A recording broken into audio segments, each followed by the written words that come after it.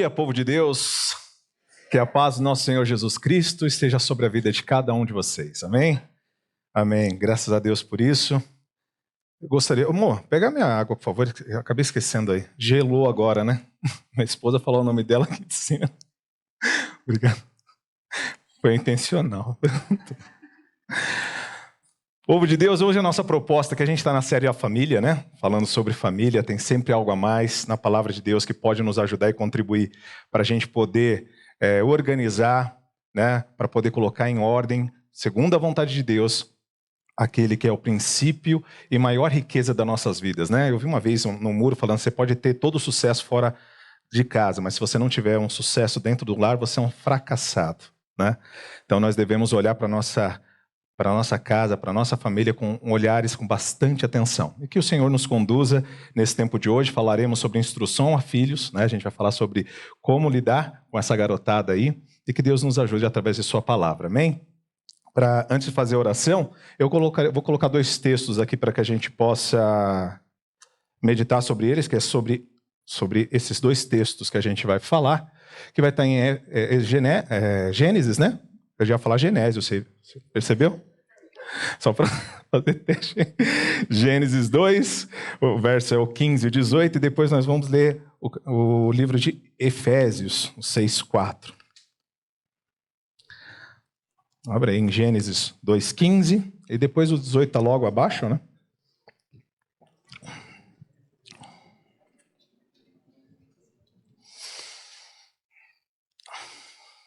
Gênesis, está no comecinho aí.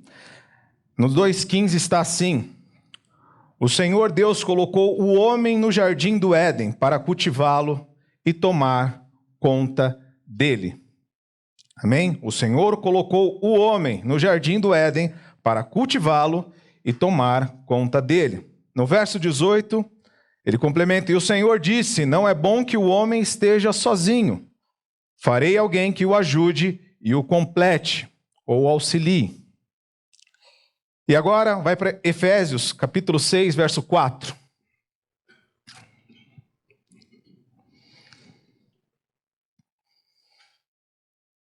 Efésios, Novo Testamento, 6:4. Só um versículo só.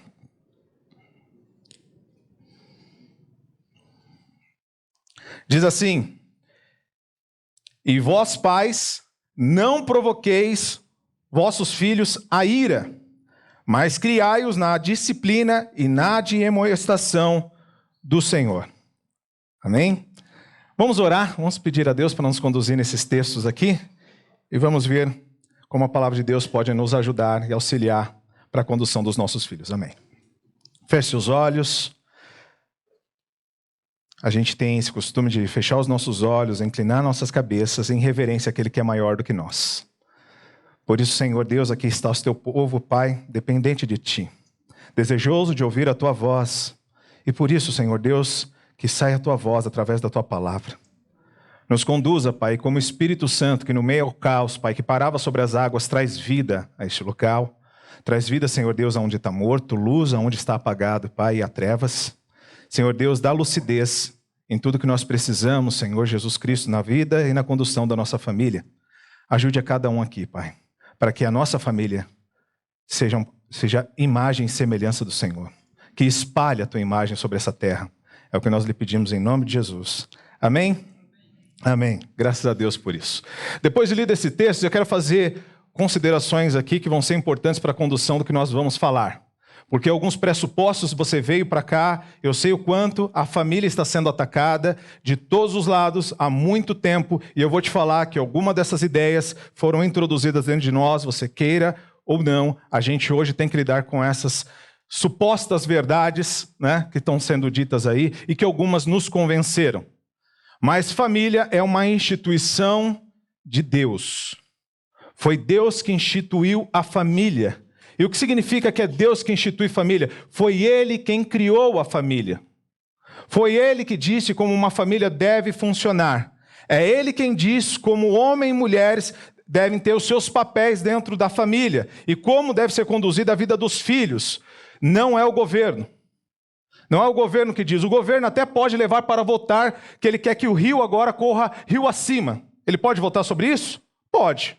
Se eles quiserem fazer essa loucura, ele pode. Eu quero que agora o rio corra rio acima. Mas vai correr? Não vai. Não foi ele que instituiu o rio. Eles não mandam no rio. O rio corre rio abaixo, né? O governo não diz como uma família deve funcionar. É Deus que diz como deve funcionar. Qual é o papel dos homens, das mulheres e dos filhos dentro dessa instituição que é criada por Deus. Então é ouvindo a voz de Deus é que nós vamos saber como essa família deve ser conduzida. E quanto mais nos afastarmos da vontade de Deus e da palavra de Deus, mais as nossas famílias estarão confusas, perdidas e sem direção.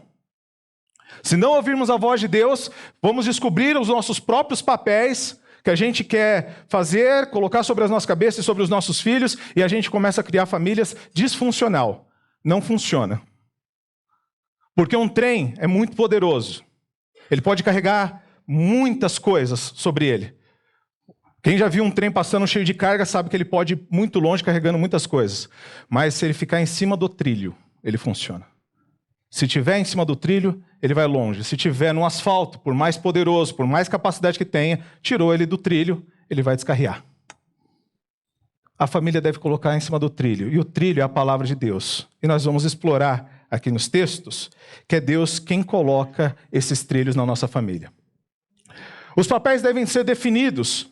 E ali, logo em Gênesis, quando a gente leu, quando Deus coloca em 2,15 o homem no jardim, ele dá uma missão a esse homem. Homens devem ter missão. O homem foi criado para ter um objetivo, ele precisa disso. Deus colocou isso dentro de nós desde lá do jardim. Eu criei todas essas coisas, eu vou te dar uma missão, homem. Cultive isso daqui. Melhore a situação. Traz mais beleza para aquilo que foi criado. Traz mais facilidade, facilite a vida das pessoas, domine isso daqui, complete-o com as capacidades que eu te dei. Tome conta desse jardim. Você deve cultivá-lo, você deve cuidá-lo, para que ele floresça ainda mais. Filhos homens, nós precisamos dar missões para os nossos filhos. Porque nós devemos imitar o nosso pai. Seu filho deve ter uma missão, porque senão ele vai ficar perdido nessa terra. Um homem, se você não der uma missão para ele, ele fica perdido. Ele precisa saber o que ele deve fazer, quais os próximos passos e qual o objetivo que ele deve chegar. Quando você dá uma missão para ele, ele fica muito feliz em ter completado essa missão. Quer ver o homem ficar muito feliz quando ele termina alguma coisa, um projeto na empresa? Quando o homem entrega alguma coisa em sua empresa, quando ele termina uma obra, quando ele faz alguma coisa, ele se sente muito completo. Ele terminou uma missão, ele começou algo e terminou ela. É muito satisfatório para o homem ter uma missão. Proteger a sua nação, vai para a guerra, proteja a sua nação, proteja as mulheres e as crianças que ficaram. Vai para as trincheiras. O homem se sente desafiado a enfrentar o inimigo quando ele tem uma missão, quando ele sabe quem é o seu inimigo. Nós devemos imitar o nosso Deus, que quando Deus criou o homem, ele já deu uma missão. Cultive isso daqui. Trabalhe. Proteja esse lugar. Seja um rei, seja um sacerdote nesse jardim. Domine ele completamente. Tenha ele sobre o seu domínio. Deus, quando criou um filho homem, ele deu uma missão. Quando ele criou uma mulher, ele o colocou para auxiliar essa missão. Não é bom que o homem esteja só. Vou fazer uma adjuntora, vou fazer uma ajudadora, vou fazer uma auxiliadora, porque a missão deste homem é muito grande. Ele precisa de ajuda, ele precisa de auxílio, ele precisa estar completo nesta missão. E a forma de completá-lo é lhe dar uma varoa, é lhe dar uma mulher. Porque dizem Provérbios que o homem que encontra uma mulher encontrou a bondade do Senhor, encontrou a benevolência de Deus, porque agora sua missão será auxiliada. Ensinar as mulheres a observar isso, porque a gente pode não estar contando essas coisas dentro de casa, mas está sendo contado na Bíblia. E ela nunca vai deixar de ser contada. Ensinar mulheres a observarem boas missões. Como ela identifica que aquele homem tem uma boa missão que vale a pena colar ali do lado e falar assim, eu vou ajudar e eu vou auxiliar no que for preciso. Porque a missão deste homem é bela e é bonita e é verdadeira e eu estou junto para ir com ele até o final. Porque vale a pena, é uma boa missão. E muitas mulheres não estão sabendo identificar ou nem se preocupam com nada disso. E o homem não tem menção nenhuma, a não ser talvez soltar um pipa no final de semana. A brincar com seus videogames e seus brinquedinhos. A gastar todo o dinheiro daquele que ele ainda não tem. E essa é a missão deste homem. E você pode estar no meio disso, auxiliando. Que auxílio, que propósito fraco. Mas quando você vê uma missão que vale a pena estar junto, você fala, uau, me agarrei, conta comigo, vamos junto.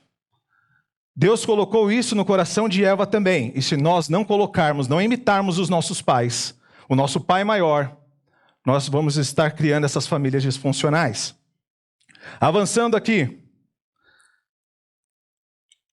O problema é que teve uma queda.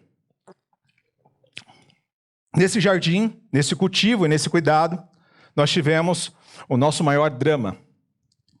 Aonde nós caímos. Aonde deixamos de ter assim. Quando o homem foi criado, olha que coisa linda, e que é a imagem do casamento. Quando Deus criou o homem do pó da terra e sopra sobre ele nas narinas dele, fazendo alma vivente, ele está ali cuidando, já dando nome aos animais, já dando, está exercendo exatamente a sua missão para aquilo que foi dado. Mas quando cria a mulher, como que Deus pode criar alguma coisa que está faltando? Nada, ele criou uma coisa perfeita, né? Totalmente perfeita. E foi o próprio Deus que enxergou que não era bom que o homem vivia só. Porque para ter enxergado a mulher, tem que ser uma visão divina mesmo. É muito belo como Deus vê isso. E Deus, como um pai que leva a filha ao casamento, não é bonita essa cena? Quando o pai, responsável por aquela criança que ele cuidou, né? Aquele bebezinho que se tornou uma mulher, ele leva até o altar, o que ele faz?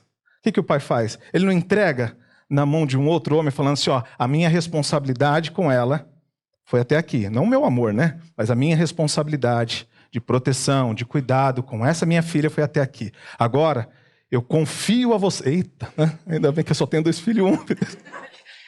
Aí eu não soltava não, eu pensei aqui, eu não soltava não. Ai, Jesus.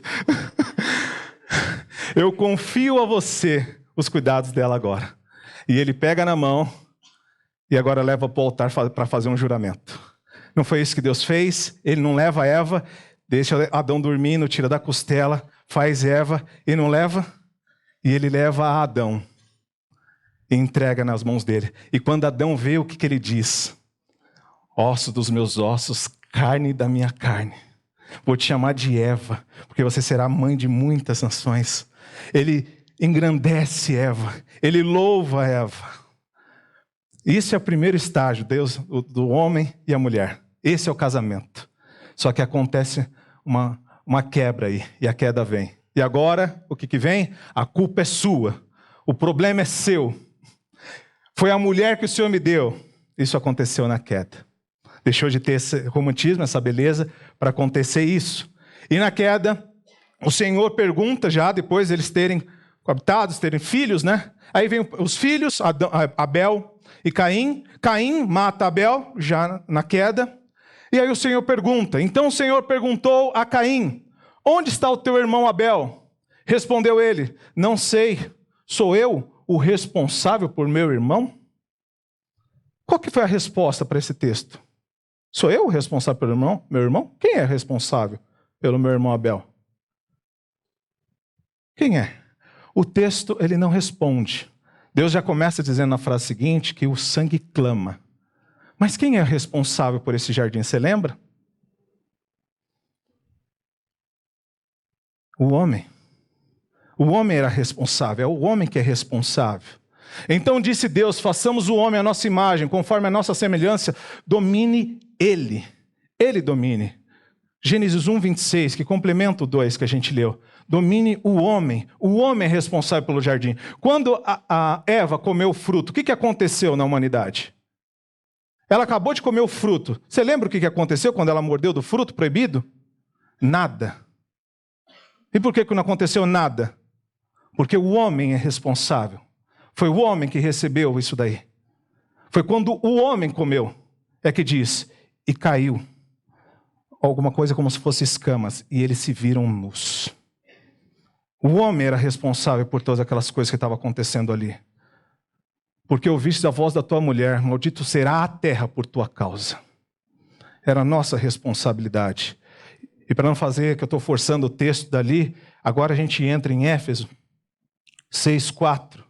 Porque aqui está os papéis bem distribuídos, que ele já vem contando desde os 5.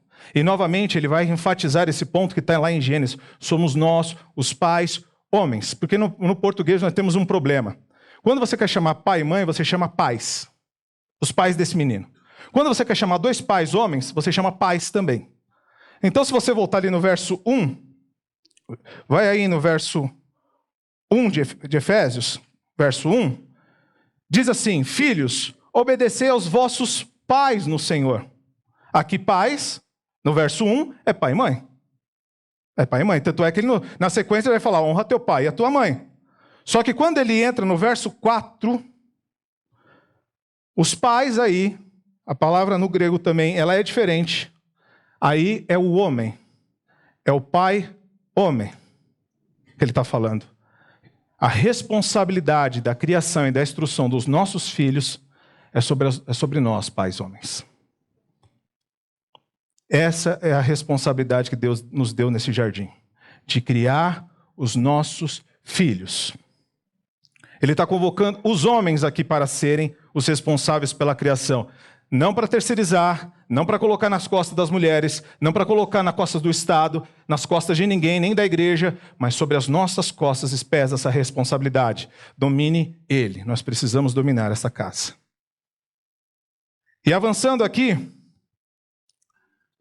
para a gente enfatizar esses pontos que o verso 4 está trazendo para nós, ele diz: não irriteis os vossos filhos. Agora é hora, filho, de você dar aquela cutucada, para quem é filho ainda, tá? Não me provoca. Não me provoca. Não toca em mim.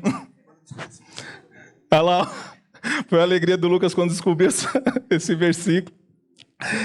Para explorar esse verso, né? E não deixar que o cutucado aí ficar muito forte do teu lado. Não provoqueis os vossos filhos a ira. O que não significa? Primeiro, o que ele não significa? O que ele não está querendo dizer com isso? Estou falando com você, pai, tá?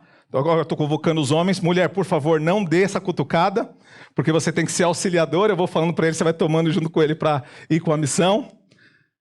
Não provoqueis os vossos filhos a ira. O que não significa? Não significa deixar de ordenar alguma coisa que eles não gostam. Não é isso. Não é isso, irritar. Vai lavar a louça? Não quero. Vai. Acho que vai. Vai sim.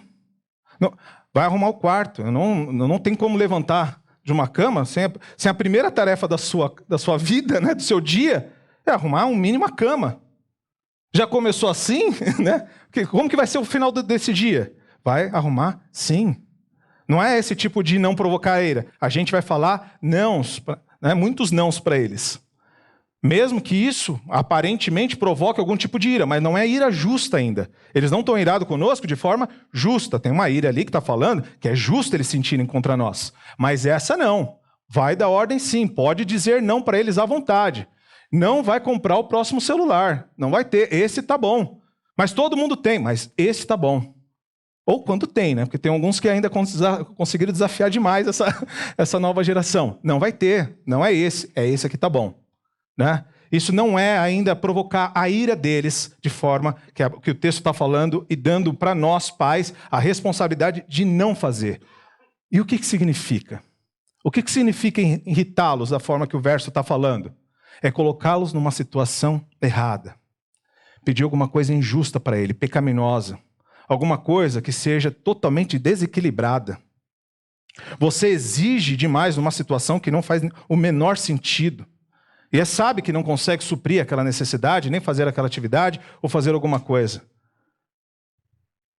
A ira deles começa a ser justificada, porque nós, pais, estamos sendo injustos nessa criação. Estamos exigindo demais, estamos usando força demais, estamos usando autoridade sem nenhuma explicação, sem nenhuma instrução. Né? A gente está deixando de ter coerência. Tem dia que eles fazem um negócio, a gente releva. Uma coisinha pequena. Quebra um copo, derruba um talher, a gente simplesmente explode. A incoerência causa irritação. Num dia você grita muito por uma situação, no outro dia você simplesmente releva e está tudo certo. No outro dia você briga por uma coisa pequena, e quando acontecem coisas grandes você não faz coisas nenhuma, você não age dentro de casa. Começa a ter incoerência. Você deixa a raiva tomar conta de si para disciplinar um filho. Eles vão ficar irados, porque ele está vendo que tem muita raiva, muito ódio ali. Nenhuma disciplina, nenhum amor. Alguma coisa aconteceu no dia que ele está descontando em cima de mim. Começa a vir as injustiças, e nós começamos a irritar os nossos filhos. E filhos magoados, filhos quebrados dentro de casa, que saem, porque foram totalmente arrebentados com tudo que nós fizemos lá dentro. Eu queria, deve ter jovens aqui, deve ter, né? Com certeza tem, jovens que ainda não são casados, nem filhos. Quando é o momento de você prestar atenção nisso, será? Agora. Se você já está pensando em pedir o telefone do pai dessa menina para falar com ele, você já está adiantado demais sem ter preocupado com isso daqui. Nós precisamos estar muito atentos como nós criamos os nossos filhos.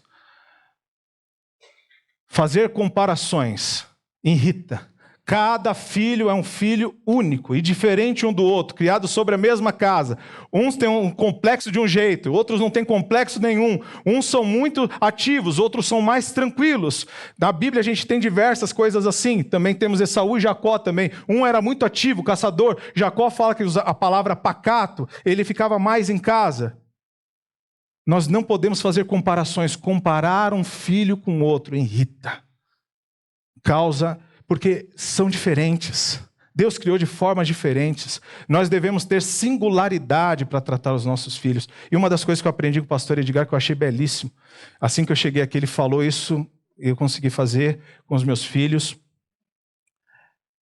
é individualizar. Sai um tempo com cada um. Separa um tempo com cada um. Tem um tempo com esse, depois tem um tempo com aquele. Fale com esse daqui. Precisava, foi uma coisa prática. Falei, pô, funciona, é verdade. Colocar os dois muitas vezes juntos, falar a mesma coisa. Um entende muito fácil quando eu falo de uma forma, o outro quase não entende nada se eu uso a mesma forma de falar. Eu preciso olhar aqui, sondar esses corações um pouco mais próximos, né? Isso foi uma boa ajuda para mim ali. Isso é irritar. Tenha coerência. Quando você começa a aumentar demais a sua voz, ela não tem limite, porque eles vão se acostumando com nossos gritos, não vão? Quanto mais grita, mais eles se acostumam com esses gritos. Porque fica faltando um monte de outras coisas além do grito. Seguindo aqui, nesse texto a gente ainda consegue ver que depois que a gente não deve provocar essa ira, deve fazer duas outras coisas. Criai na disciplina e na admoestação do Senhor. Mas, você viu, em vez de irritá-los, em vez de fazer coisas injustas, em vez de parecer que você perdeu totalmente a noção do que está acontecendo dentro da tua casa, faça ao contrário. Não fique irritando, não faça coisas injustas. Não deixe ele olhar para você e falar assim, ser cristão dessa forma aí, eu não quero não. Já pensou transmitir a primeira transmissão de rejeição ao evangelho, seja dentro da nossa própria casa? Por alguma coisa injusta que a gente está fazendo? Porque eles podem rejeitar por coisas justas, né? Que eu vou passar um pouco mais para frente sobre esse ponto. Mas por coisas injustas dentro de casa, é muito ruim. E aí, ele chama os pais homens. E foi muito bom ter o acampamento, porque alguns desafios já foram passados lá para nós, né? Algumas verdades já foram ditas lá sobre esse ponto. E graças a Deus, porque o Senhor preparou para esse dia também algumas pessoas que estiveram lá. Mas criai-os na disciplina, na admoestação do Senhor. Explique o que está errado. Quando ele fala também, a ideia de disciplina aqui é uma ideia de treinamento. Uma ideia de continuidade, de estar próximo, treinando, olhando, observando continuamente para dar disciplina àquilo. Disciplina também, na disciplina do Senhor também está a vara, né? Também está a vara aqui, mas a ideia também da instrução do Senhor está dentro dessa ideia de disciplina. Explique o que está errado.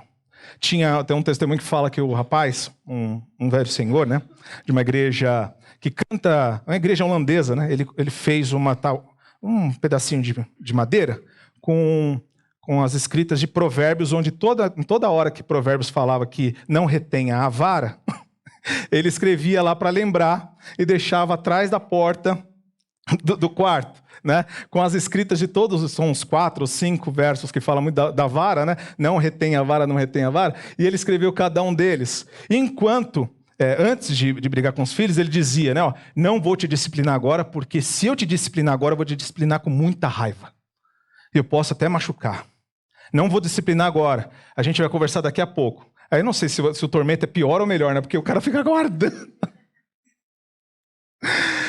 Ou então quando você liga, ele fala assim, quando você chegar em casa a gente conversa, né? Ou vou contar para o seu pai. É isso aí, vamos colocar terror psicológico mesmo e tá tudo certo. E ele falou que pegava essa varinha depois, né? Depois de se acalmar e explicava. Por que você vai agora ser disciplinado? Por isso e por isso. Eu estou te instruindo. Eu vou ter que mostrar o que é certo e errado, porque eu não quero que essa pessoa volte a fazer. Eu quero ter coerência naquilo que eu estou fazendo. Estou explicando porque está errado. E eu não retenho a vara. E falar que ele cantava salmos, porque era o costume da igreja cantar salmos, né? Enquanto ele disciplinava, ele cantava uns salmos.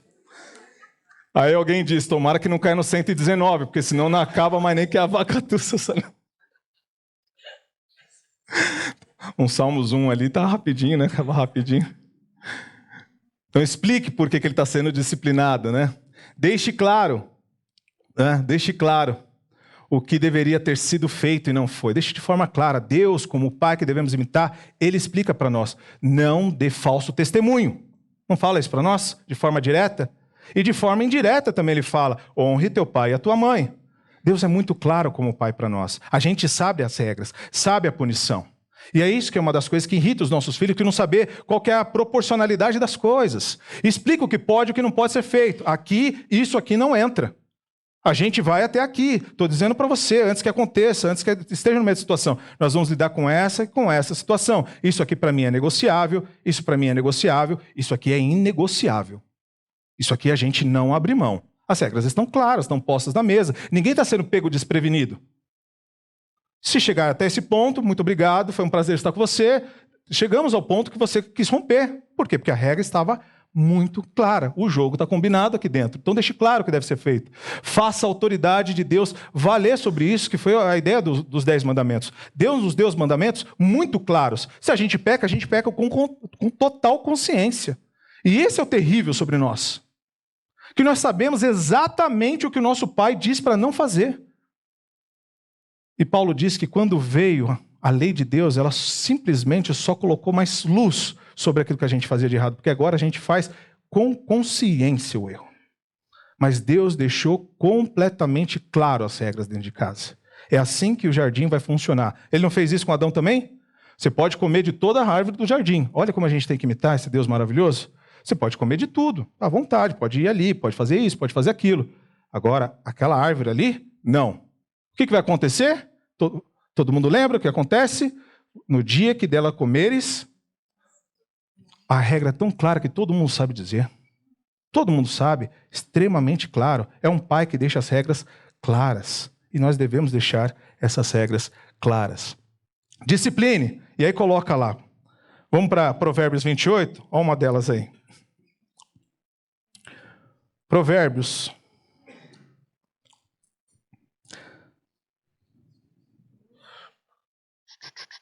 Provérbios, capítulo 13, 24. É um dos, né?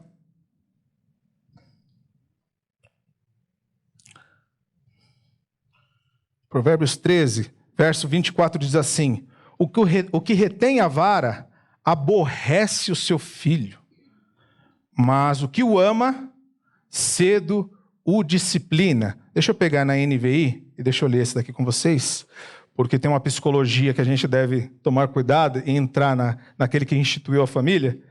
Quem se nega a castigar seu filho não o ama.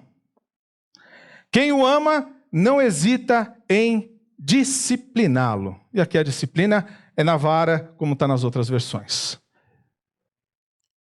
A vara de Deus. Ela deve ser utilizada como um instrumento pedagógico mesmo. Você já explicou, você já deu, as regras estão muito claras, e de forma ofensiva, rebelde, de forma clara, acontecer um rompimento entre as ordens aqui. Precisa deixar claro, com amor, porque você pode dizer ao seu filho, eu devo discipliná-lo, porque eu amo Deus demais para não fazer aquilo que ele pediu para eu fazer.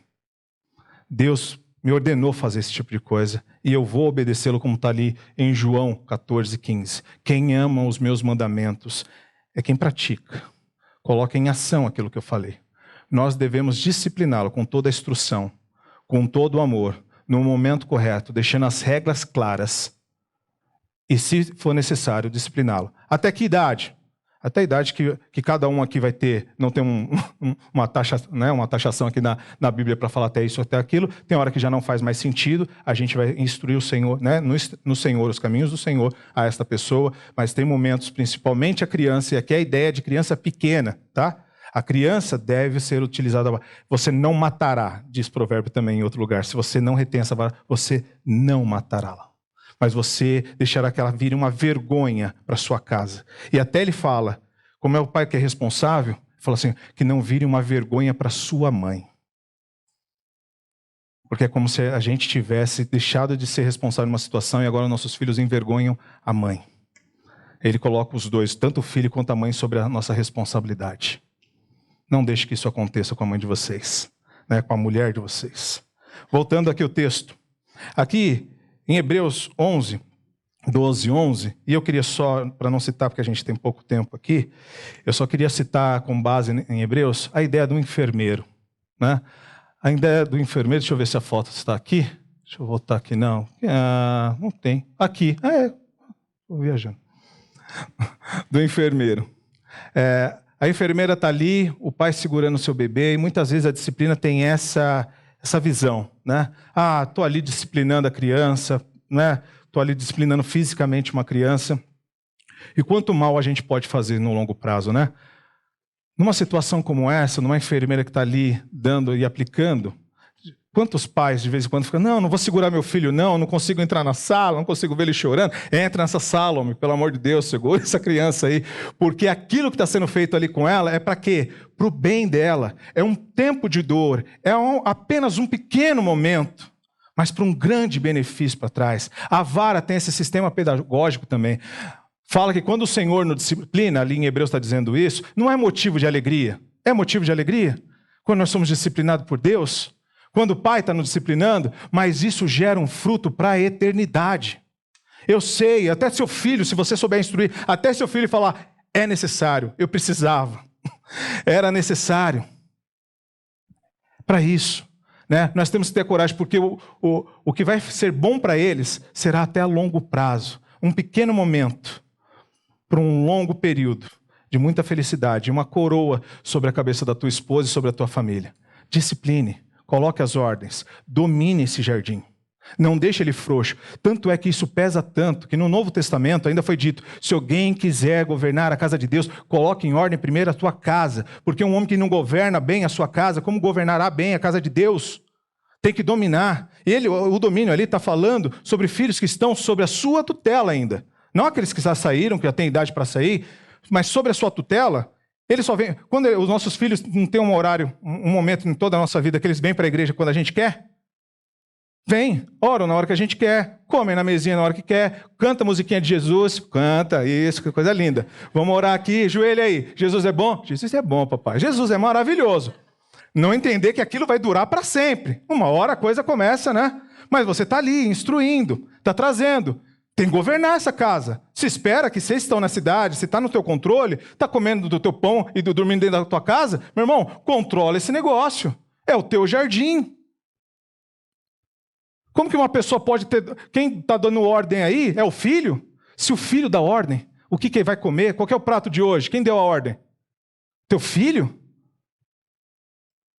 É ele que escolhe as refeições? Não estou falando que não pode ter aberto uma exceção e outras coisas tais... Mas é o teu filho? Estou falando como um princípio de governança? Ou é o teu marido? As horas são estabelecidas por quem? Pelo teu filho ou pelo teu marido? Quem coloca ordens na hora? Qual é a hora de dormir? Qual que é a hora que tem que levantar? Tem ordem nessa casa? Governe bem. As duas pontas são muito ruins, né? uma ditatorial demais e casas que não têm leis nenhuma. Isso irrita filhos. Porque cada um, ele vê os irmãos, se tiver irmãos ainda, piora mais ainda. Esse pode fazer o que quiser, aquele faz o não sei das contas. Eu estou sempre sendo punido. Quando não tem ordem, isso irrita. Uma casa precisa de ordem, precisa de domínio. Algumas dores no início são bons a longo prazo. E para a gente terminar, para aplicação para as meninas aqui. Para as mulheres, como criar filhos. Olha que texto maravilhoso. E graças a Deus que a gente é protegido pela palavra de Deus, para dizer algumas palavras que estão aqui hoje em dia, meu irmão.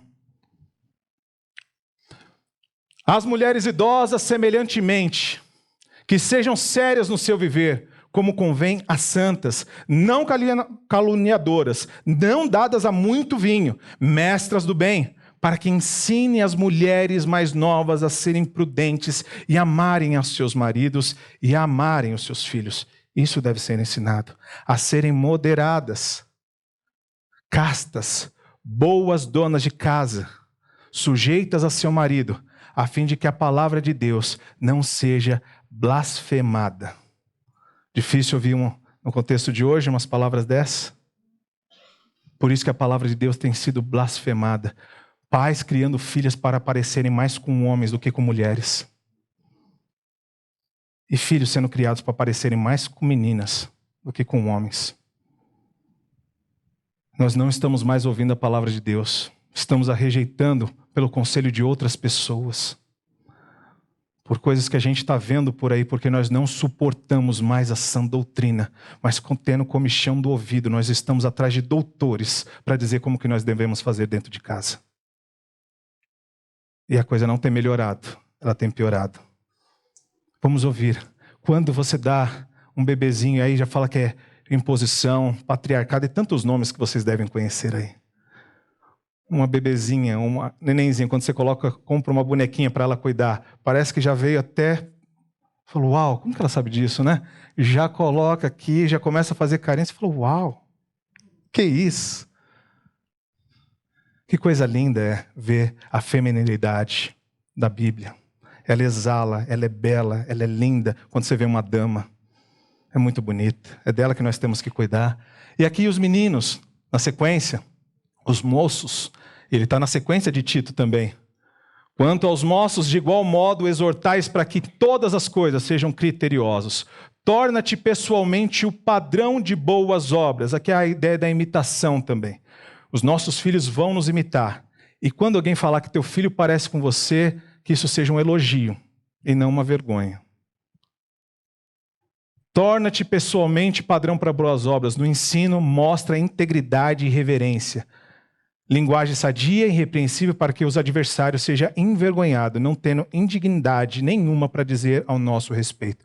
Nossas famílias estão como vitrine. Você vê que se as meninas não foram criadas de forma correta, os meninos não foram sendo criados de forma correta, o que está em jogo aqui é o Senhor Deus que nos criou, a imagem e semelhança dele, e essa família não está parecendo como uma família cristã, e está sendo envergonhada.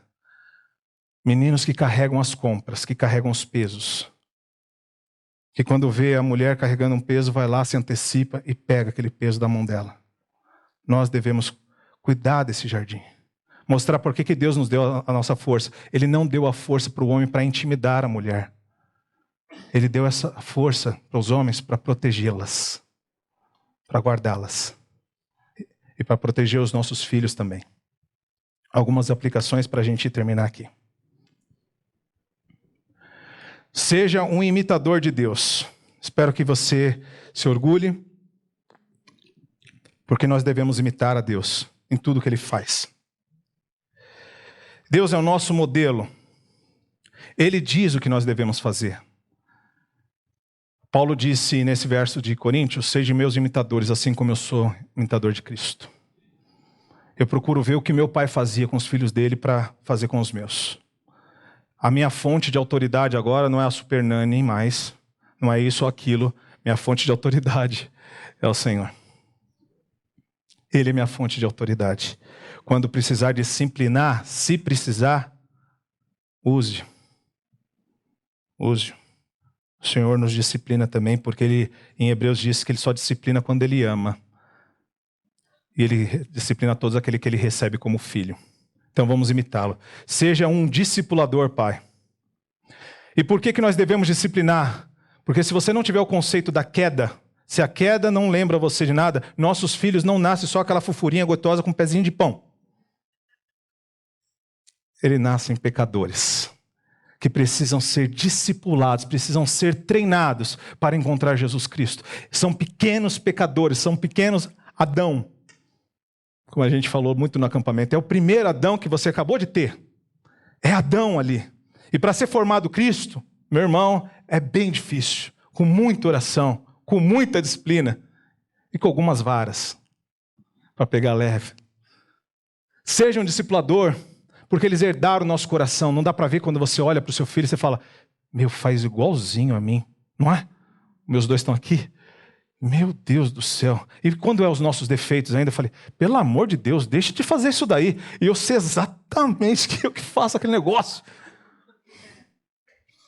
Jeová da graça. Por isso a disciplina, eu sei, tem coisa melhor para sondar um coração de um filho que saber que aquilo que está acontecendo diante dos seus olhos é você lembrando da sua infância, das coisas que você fazia, coisas que você falou, ué, ele não estava lá comigo, como ele está me repetindo essa situação? Você transmitiu o teu coração para ele, e o teu coração é muito pecaminoso. E assim como você precisou de disciplina, eles também precisam, por isso que nós disciplinamos os nossos filhos, porque eu não vou ver meu coração ali agindo dentro do coração dos meus filhos e deixar por qualquer coisa. Vamos disciplinar. Vamos ser um discipulador. Seja um instrutor e dominador desses jardins, horários, atividades, coloque ordem dentro dessa casa. Retome isso nas tuas mãos novamente. E para terminar. E a salvação dos filhos? Se fizer tudo isso certinho, se rezar a cartilha, ensina a criança no caminho que deve andar, para que quando ela for mais velha, ela não vai se desviar dele? É promessa ou é uma máxima? É um provérbio? É um provérbio, é uma massa. Se os nossos filhos estão salvos, é apesar de nós, não é por causa de nós. Ninguém aqui é o Espírito Santo dos seus filhos. Ninguém pode salvar os seus filhos. Nós não podemos salvar os nossos filhos. Se estão salvos, se estão, é por graça e misericórdia de Deus. É quando você vai no banheiro, escuta um choro e falando assim, papai, eu não posso crescer sem Jesus. Eu só estava dormindo. Não fiz nada. É o Senhor que converte. É o Senhor que traz. A salvação pertence ao Senhor. Se estão desviados, faça todo o seu papel de pai. Vê se é um perdão que está precisando para tirar isso da frente. Volta lá, pede perdão. Endureceu demais, pesou demais a mão. Volta lá, perdão. Consegue examinar com as instruções do Senhor, ver até onde errou. Se não errou, continua orando. Se não tem nada, porque todos nós erramos. Eu acho que até vale na nossa oração final aqui pedir perdão por tantos maus exemplos que nós damos, porque falamos uma coisa e no minuto seguinte estamos fazendo outra. Sai desse culto aqui no estacionamento, eu já posso estar, meu Deus do céu, se estão salvos é apesar de nós. Se não estão neste momento, oremos. Oremos para que voltem aos caminhos do Senhor, amém? Feche seus olhos.